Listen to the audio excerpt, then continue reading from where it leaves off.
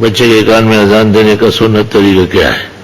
اذان دینے والا ہی اپنی انگلیاں کان میں ڈالے یا نہیں ڈالے نا؟ بالکل ڈالے. عالمگیری میں لکھا ہوا ہے کہ انگلیاں کانوں کے سماخ میں ٹھونسے جس اور قبلہ رخ ہو جائے، اور بچے کو اس طرح لٹائے کہ ان کی ٹانگیں قبلے کی طرف ہو، سر تھوڑا سا اوپر کر لے جس طرح ہم نماز پڑھتے ہیں، تو اس کے کان کے سیدھ میں فجر کی اذان دے دے، اور بائیں کان کے سیدھ میں تکبیر کہے، باقاعدہ قد قامت الصلاۃ و قد قامت الصلاۃ اس میں ہوگا.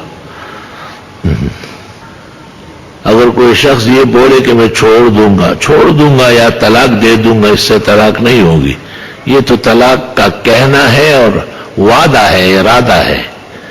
مستقبل کے صیغے سے طلاق واقع نہیں ہوتی.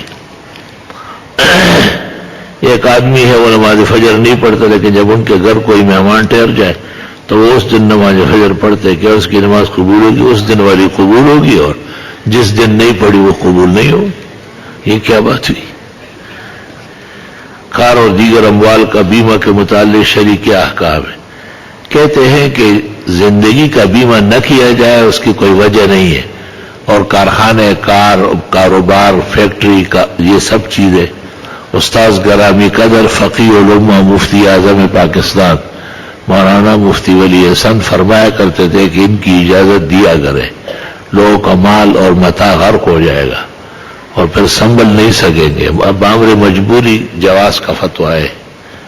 آج کل برولی ٹاؤن والے اس تفصیل سے بے خبر ہیں. محلے کی مسجد میں جماعت ثانیہ پڑھنے والے کے متعلق روزانہ کرنا ناجائز ہے. حنفی فقہ میں جماعت ثانیہ کا کوئی حیثیت نہیں ہے. کبھی کبھی ہو اور کنارے پر ہو، جگہ بدل کے ہو، پھر درست ہے. رکوع میں امام کے ساتھ ملنے کی آخری حد کیا ہے؟ جب رکوع میں امام اور مقتدی کی کمر ایک سیکنڈ کے لیے دونوں جھکی ہوئی مل جائے، وجد الرکوع ومن وجد الرکوع فقد وجد الصلاۃ، اے رکع.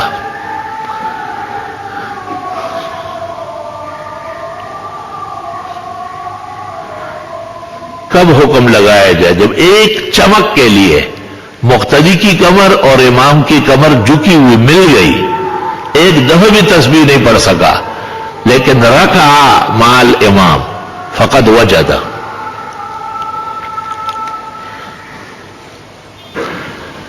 بدعتی و ناتخوان کے پیسے وصول کرتے ہیں جیسے میراثی ڈول بجانے کے وصول کرتے ہیں.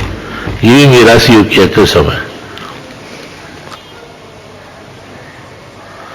لکھا ہے میں جسمانی روحانی میں مبتلا ہوں، میں کئی قسم مشکلات کا اللہ تعالیٰ آپ کو مشکلات سے نکالے، بیماریوں سے صحت شفا عطا فرمائے. میرے رشتے کی دعا فرمائے، آمین.